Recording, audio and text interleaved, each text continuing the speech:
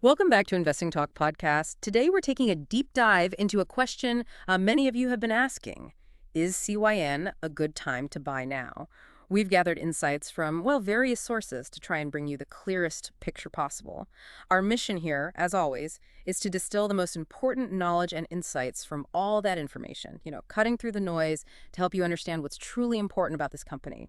And before we unpack everything, if you find value in these deep dives, please consider subscribing, liking, and commenting. It really helps us reach more curious minds like yours.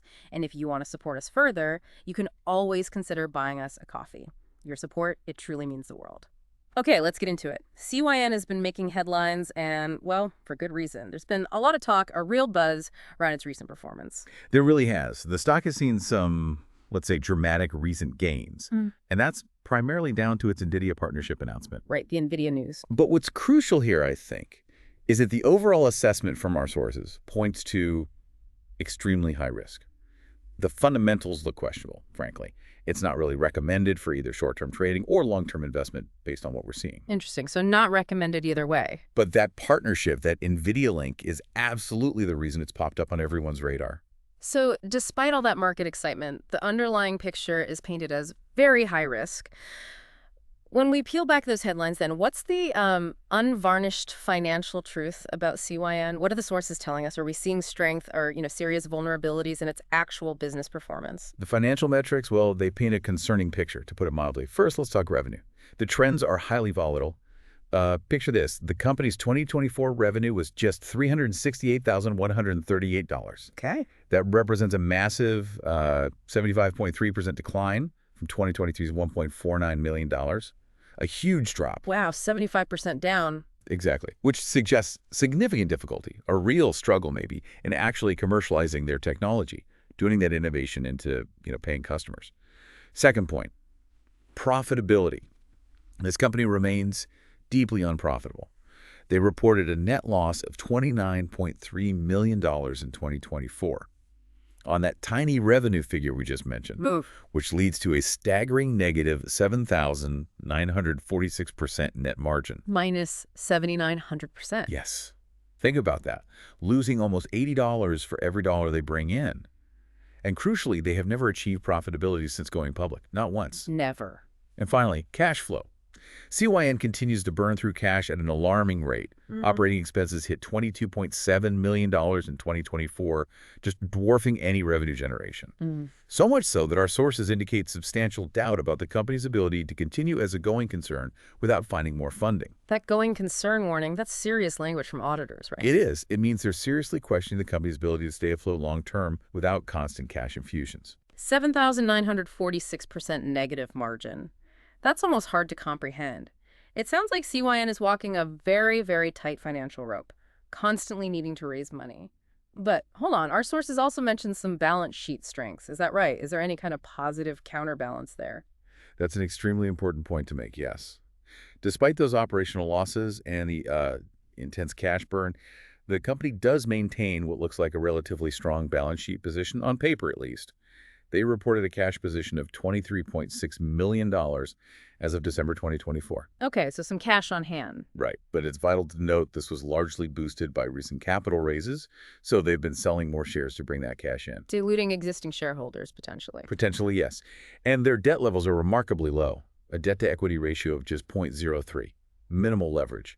And they show strong liquidity with a current ratio of 7.33. So they have cash, low debt. Correct. So they have cash, but the burning question, pardon the pun, remains for how long, given that alarming rate of cash consumption we just talked about. That's quite the dynamic. Okay, we've dissected the financials, but to really understand CYN, we need to zoom out a bit. Where exactly does it fit in its market, and how does its current valuation actually look in that context? So CYN operates specifically in the industrial autonomous vehicle sector. Think warehouses, logistics applications. Okay, so not self-driving cars for consumers. Exactly. It's a critical distinction. It's entirely different from, say, a Tesla or a Waymo, focused on consumer vehicles. Now, the broader autonomous vehicle market is projected for huge growth, expected to reach maybe $4.45 trillion by 2034. Massive potential. Trillion with a T, wow. But within its industrial niche, CYN faces intense competition from rivals who often have much deeper pockets. So a slice of a huge pie, but lots of forks aiming for that slice. With that context, how does CYN's current valuation actually stack up, especially given that financial picture we discussed? Based on the sources, with a market cap around $28.6 million, CYN trades at what you could only call extreme valuation multiples. You can't even calculate a price to earnings or PE ratio because, well, the earnings are negative. Right, no E in PE. Precisely. Their price to sales ratio, which compares the stock price to revenues, is approximately 78 times. 78 times sales. For a company with shrinking revenue. Yes, which is incredibly high. And their price to book is 2.46 times, based on a book value of $6.62 per share, also indicating a premium over its net assets. So compared to other autonomous vehicle players, even acknowledging it's a nascent market, CYN appears quite overvalued relative to its actual revenue generation. Direct comparisons are tricky, but the multiples are just very, very high. And our sources definitely show this stock has been on quite a ride. It's astonishing how volatile CYN has been. Yeah. What's really driving those wild swings, especially this latest surge that grabbed headlines? Well, it's been extreme volatility. A real roller coaster is a good way to put it. Its 52-week range goes from a low of $3.62 all the way up to $1,650. 1,600, Yeah. even accounting for splits. Even accounting for reverse stock splits, yes. It's been wild. Now, the most significant recent driver, the catalyst for that huge recent surge, is definitely the Nvidia partnership. This collaboration, particularly focused on the Automatica 2025 showcase, seems to have provided a big boost in credibility. Market validation for CYN's DriveMod technology. So the market really liked that news. And loved it. That announcement alone led to a 298% surge over just 7 days.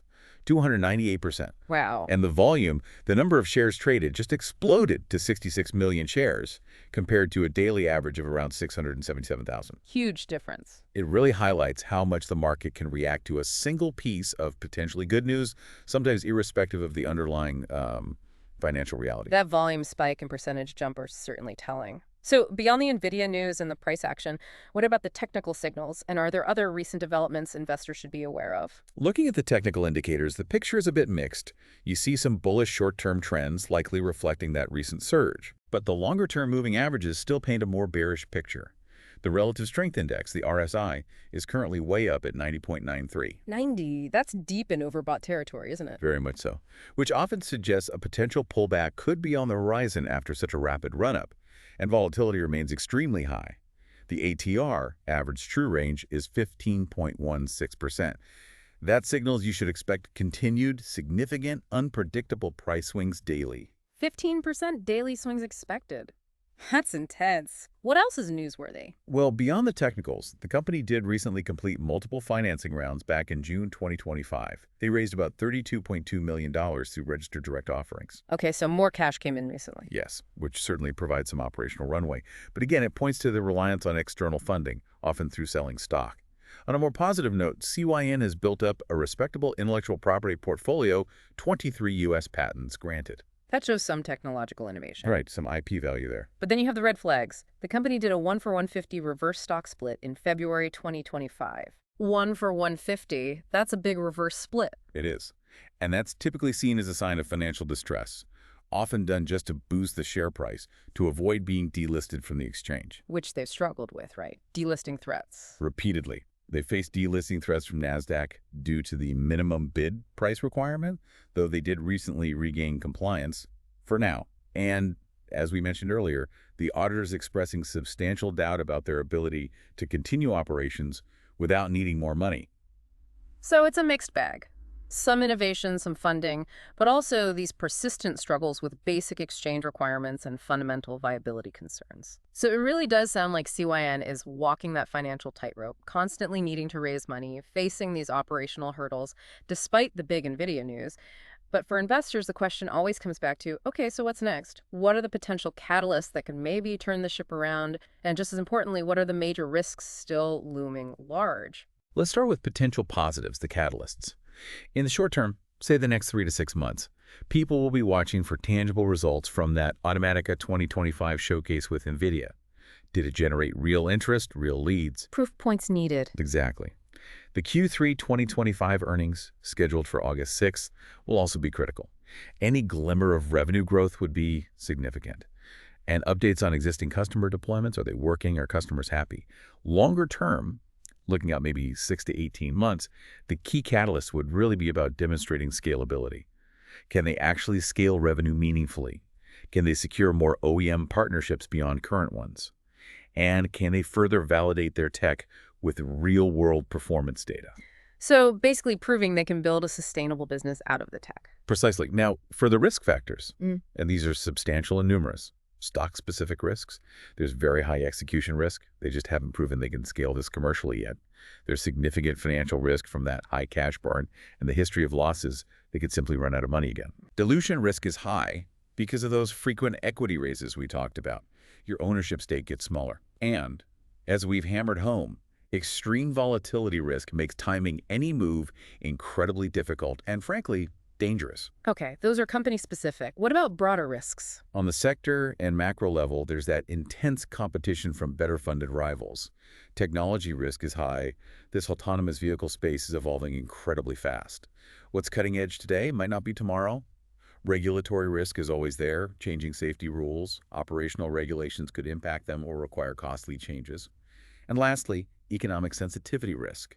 Industrial automation spending tends to follow economic cycles. A downturn could really hurt their target market spending. That's a comprehensive and, frankly, pretty sobering look at the landscape. After this entire deep dive, weighing all the source material, what does it all boil down to? Is CYN actually a good time to buy now?